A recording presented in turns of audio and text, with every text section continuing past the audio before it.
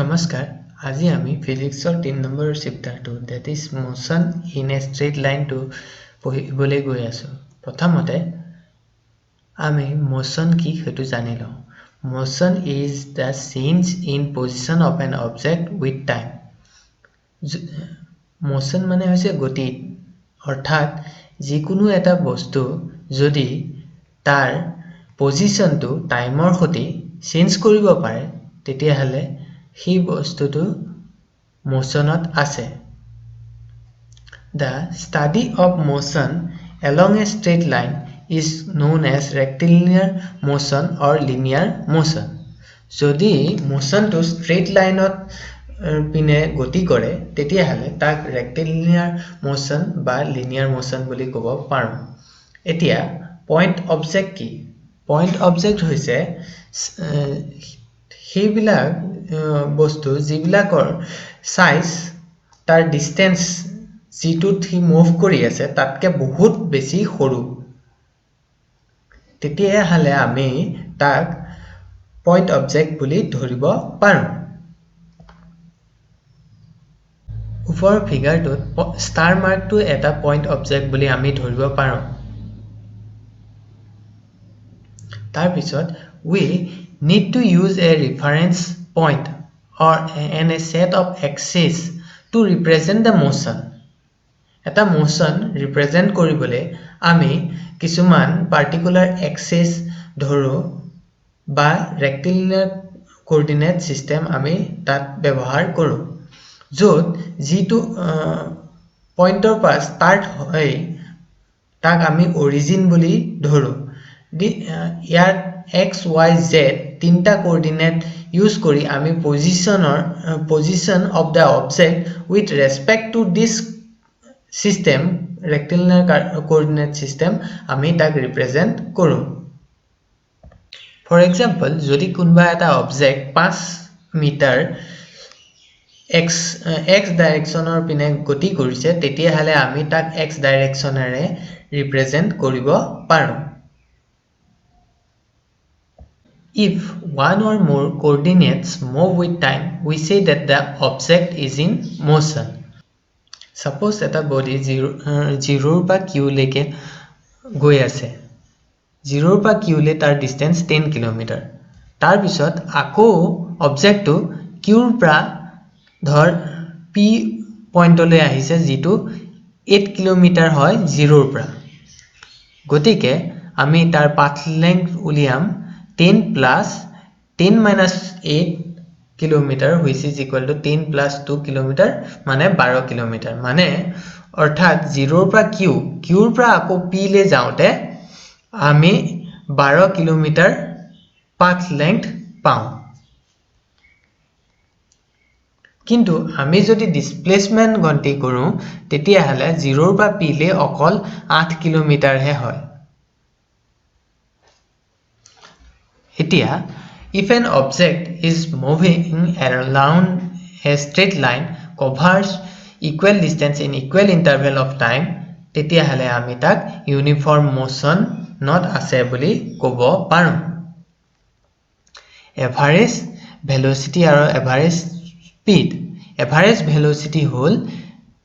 change in position or displacement divided by time interval. That is v is equal to x2 minus x1 by t2 minus t1 অর্থাৎ average velocity হৈছে displacement divided by time displacement হৈছে যিকোনো এটা পইণ্টৰ পৰা actual distance যিটো move হৈছে অৰ্থাৎ ওপৰৰ এক্সাম্পলটোত আমি দেখিছো যে যেনেকে এটা অবজেক্ট 0 ৰ পৰা p লে গৈছে p ৰ পৰা আকৌ q লে যাওতে তাৰ একচুয়াল ডিসটেন্স অকল 8 কিলোমিটাৰ হয় কিন্তু পাথ লেংথ তাৰ 12 হয় গতিকে ইয়াত এভাৰেজ ভেলোচিটি উলিয়াবলে হলে আমি ডিসপ্লেসমেন্ট ডিভাইডেড বাই টাইম কৰিব লাগিব অৰ্থাৎ 8 ডিভাইডেড বাই টাইম যেটো লাগিব 8 কিলোমিটাৰ ডিভাইডেড বাই টাইম যেটো লাগিব আৰু এভাৰেজ স্পীড হৈছে total path length traveled divided by total time during which the motion has taken place. গতিকে এভাৰেজ স্পীড হৈছে অল টুগেদাৰ টোটেল পাথ যিমানখিনি ট্ৰেভেল কৰিলে ইৰেসপেক্টিভ অফ পজিশন মানে পজিশন যতে নাথাকক কিন্তু টোটেল পাথ কিমান কভাৰ কৰিলে divided by the total time taken. For example, ওপৰৰ এক্সাম্পলটোত এভাৰেজ স্পীড হ'ব 12 কিলোমিটাৰ ডিভাইডেড বাই টাইম যিটো টাইম লাগিব ট্ৰেভেল কৰোঁতে আৰু এভাৰেজ স্পীড সদায় পজিটিভ হ'ব কিন্তু এভাৰেজ ভেলোচিটি 0 হ'ব পাৰে যদি ডিসপ্লেসমেন্টটো 0 হয় অৰ্থাৎ মই আজি স্কুললৈ গৈছো 10 কিলোমিটাৰ দূৰ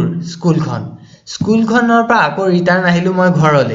ঘৰলৈ আহোতে মোৰ ডিসপ্লেসমেন্ট 0 হৈ গ'ল অৰ্থাৎ মই 10 কিলোমিটাৰ স্কুললৈ যাওঁতে আৰু 10 কিলোমিটাৰ ঘূৰি আহোতে মোৰ ডিসপ্লেসমেন্ট 0 হৈ গ'ল একেটা পজিশনতে মই এতিয়া বৰ্তমান আছো গতিকে সেইটোত এভাৰেজ ভেলোচিটি 0 হ'ব কিন্তু এভাৰেজ স্পীড সেইটোত 0 নহয় এতিয়া exercise 3.1 3.1 question eta dia ase a car is moving along a straight line say OP in figure 3.1 it moves from O to P in 18 seconds and returns from P to Q in 6 seconds what is the average velocity and average speed of the car in going A from 0 to P and from B and from 0 to P and back to Q তেতিয়াহলে ইয়াত average velocity from 0 two P হয়তো একেই থাকিব 360 দুইটাৰ কাৰণে স্পীডৰ কাৰণেও ভেলোচিটিৰ কাৰণে কিন্তু যেতিয়া O to P back to Q হৈ গল তেতিয়াহলে ডিসপ্লেসমেন্ট এটোৰ ক্ষেত্ৰত কমি যাব কিন্তু তাৰ পাথ লেংথ বাঢ়ি যাব অৰ্থাৎ O to P ले जाओते जितु डिस्टेंस कवर करिले धर 360 प्लस आको 120 किलोमीटर दूरत আছে Q গতিকে 360 plus 120 divided by time to होइसे 18 second plus 6 second O to P back to Q O to P ले जाओते 18 सेकेंड আৰু बैक टू Q ले जाओते प्लस 6 सेकेंड অৰ্থাৎ 24 সেকেন্ড গতিকে ইয়াত এভাৰেজ ভেলোচিটি আৰু এভাৰেজ স্পীড দুইটা বেলেগ এটো এভাৰেজ স্পীড হ'ব লাগিছিল সেকেন্ডটো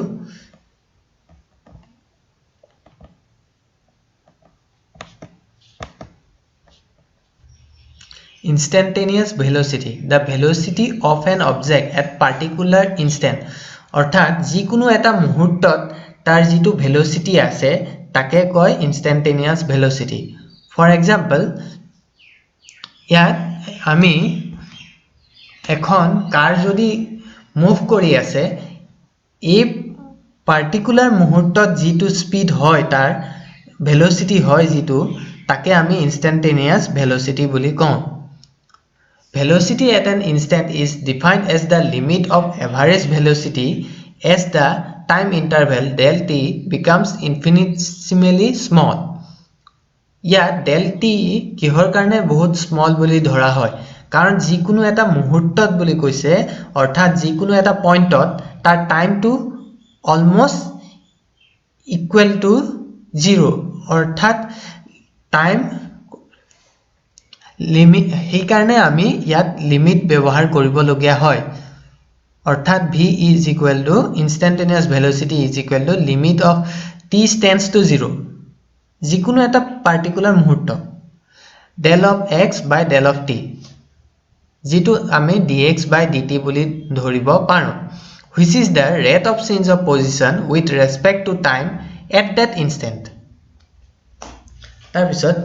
velocity The picture question to is the position of an object moving along x-axis is given by x is equal to a plus bt square, where a is equal to 8.5 meter, b is equal to 2.5 meters second square, and t is measured in second. What is the velocity at t is equal to 0 and t is equal to 2 second? What is the average velocity between t is equal to 2 second and t is equal to 4 second? Yet velocity uliabole hole ami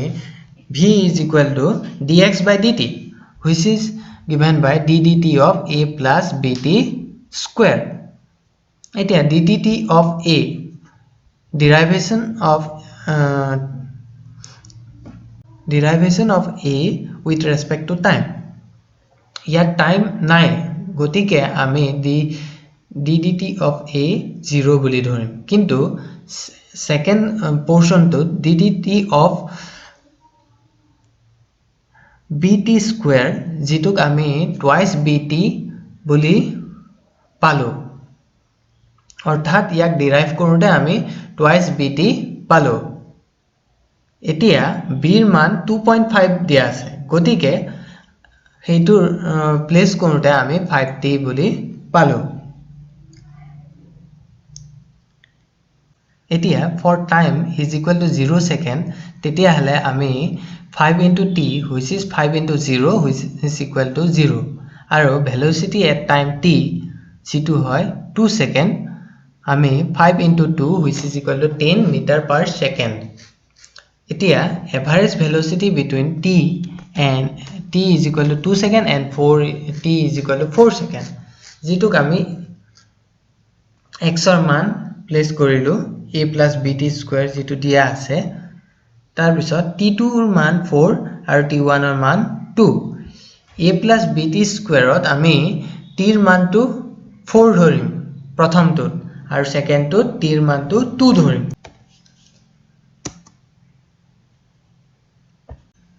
tar bisot ami a plus 16b palu orthat 4 square korile t square no, t square or jagat 4 square mane a plus 16b minus a plus 2 square, t er man 2 hoy, gotike a minus a minus 4b jitu 12b by 2 which is equal to 6b aru b er man tu 2.5 dia ase, gotike 15 meter per second. Tar bisot average acceleration a over time interval t is defined as the change of velocity divided by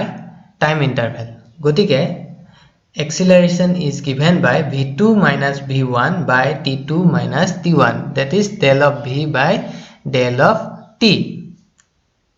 Aru instantaneous acceleration is also defined in the same way as the instantaneous velocity, kintu yat limit of del of v ahibo del of x or thait, aru t tends to 0 for a particular point instant. Hei karone jikono eta particular muhurtor karone gotike t tends to 0 which is given by dv of d of t. Asha koru tumaloke buji paisa video tu, aru jodi kiba buji poa nai please comment kori diba aru mor channel tu subscribe kori diba. Thank you.